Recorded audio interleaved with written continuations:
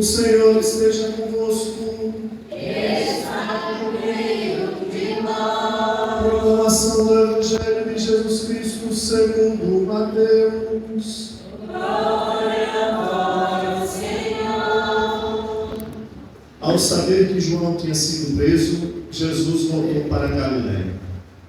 Deixou Nazaré e foi morar em Cafarnaum, que fica às margens do mar da Galileia, no território de Zabulon e Neftali, para se cumprir o que foi dito pelo profeta Isaías. Terra de Zabulon, terra de Neftali, caminho do mar, região do outro lado do rio Jordão, Galileia dos pagãos. O povo que vivia nas trevas viu uma grande luz, e para os que viviam na região escura da morte, brilhou uma luz. Daí em diante, Jesus começou a pregar, dizendo: convertei-vos, porque o reino dos céus está próximo.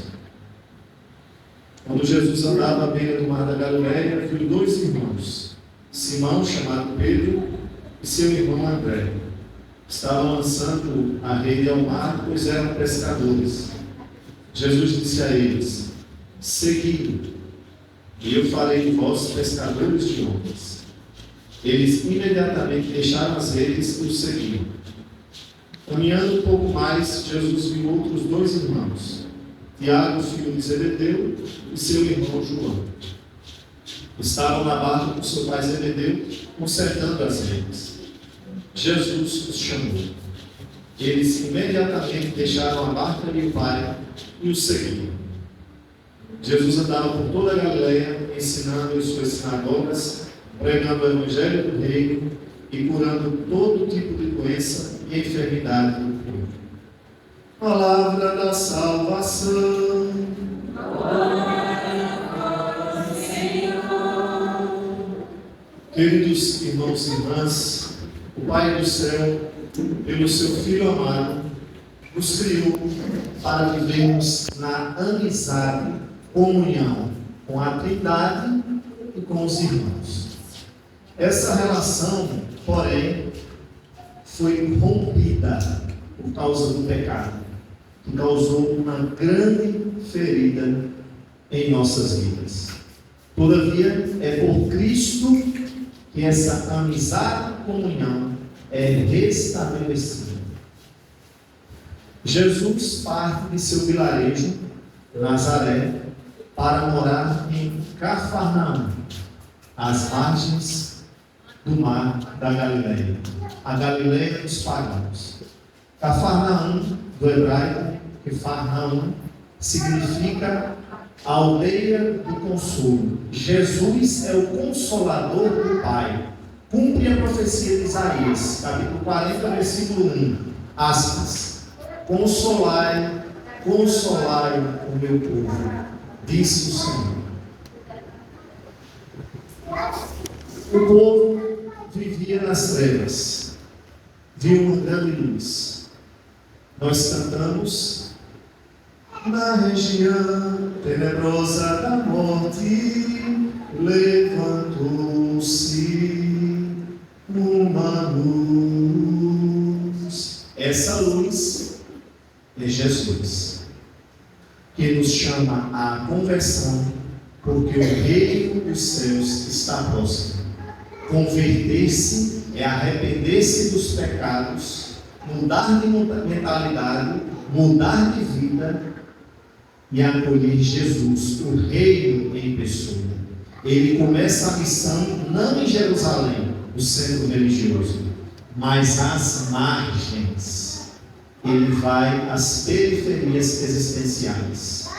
Veio primeiro para os judeus, mas a boa nova da salvação é também para os pagãos. A mensagem do Evangelho é universal, é destinada para todos, principalmente, não exclusivamente, para os pobres, os marginalizados. E começa chamando irmãos. Por quê? Porque o Senhor quer que vivamos como uma grande família de reconciliados e reconciliadas com o Pai e com o próximo. O reino dos céus não é um reino de individualistas, de pessoas que olham apenas para o próprio umbigo. Não! O reino dos céus é um reino de irmãos e irmãs. Quem não quer ser irmão, não entra no reino dos céus. Por quê? Porque o rei é aquele que se fez nosso irmão. Notem os nomes dos discípulos. O primeiro, Simão. Pedro. Simão significa Deus ouviu, Deus escutou. Deus não é indiferente a nós, não é indiferente ao nosso clamor, não é indiferente às nossas dores. Deus nos ouve.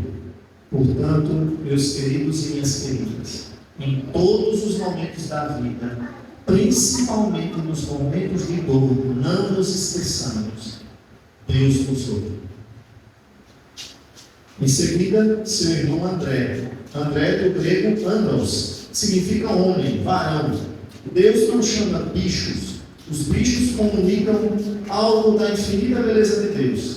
Deus chama pessoas de carne e osso, corpo e alma, homens e mulheres. Depois, Tiago e João, filhos de Zebedeu. Zebedeu significa Deus deu. Deus havia dado a Zebedeu filhos. Agora Zebedeu devolve a Deus seus filhos para trabalhar em favor do reino de Deus. Tiago significa aquele que segura pelo calcanhar. A gente poderia dizer uma palavra gêmeo, né? Quando nascem irmãos gêmeos, um segurou pelo calcanhar. Mas também pode significar superador, suplantador. Ou ainda, Deus protege. O salmo de hoje: o Senhor é minha luz e minha salvação. O Senhor é a proteção da minha vida. É nele que a gente consegue suplantar, superar os obstáculos do dia a dia. E João Deus é graça, Deus é misericórdia. O Pai, pelo Filho, perdoa os nossos pecados e cura as nossas feridas, e na potência do Espírito nós somos agraciados. O Senhor que chamou os discípulos ontem, hoje chama cada um de nós. Para quê? Disse Jesus: eu farei de vós pescadores de homens. Os discípulos antes tiravam vidas do mar, peixes, para o sustento. Agora doarão a própria vida para gerar vida. Trabalhavam para sobreviver. Agora trabalharão para o reino dos céus. Portanto, Deus ressignifica o trabalho dos discípulos. As nossas atividades, as nossas profissões, o Senhor também pode dar novo sentido. Por exemplo, eu sou servidor público, mas Deus não quer que eu seja mero burocrata do Estado. Deus quer que eu seja um servidor do povo na perspectiva do reino. Isso não significa dizer que eu vou confundir batente com a sacristia, não. Mas significa dizer que onde quer que eu esteja, inclusive no trabalho, que eu seja um sinal do reino de Deus. O mesmo em relação a vocês, irmãos e irmãs, trabalhadores e trabalhadoras. Qual é a profissão de vocês? Como podem servir ao Senhor? Não nos esqueçamos das palavras do apóstolo Paulo: a anunciar o Evangelho oportuna e inoportunamente. Pois bem, só pode ser um pescador de homens quem primeiro se deixa pescar por Jesus. A propósito, peixe em grego, ictus, forma um acrônimo, significa o seguinte: Jesus Christos Elou Dios Soter. Jesus Cristo, Filho de Deus, Salvador. Que nós sejamos peixinhos do Senhor. Que nós possamos iluminados por aquele que é a luz do mundo, viver como discípulos e discípulas. Deus que nos ama, nos chama.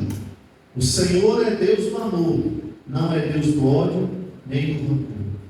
O Senhor é Deus da paz, não é Deus da violência nem da guerra. O Senhor é Deus da justiça, não das injustiças que geram pobres, marginalizados. O Senhor é Deus da misericórdia, do perdão, da reconciliação, da inclusão. Não Deus da condenação e exclusão. Pelo sacramento do batismo, nós nos tornamos membros da família de Deus, filhos e filhas amados do Pai no Filho.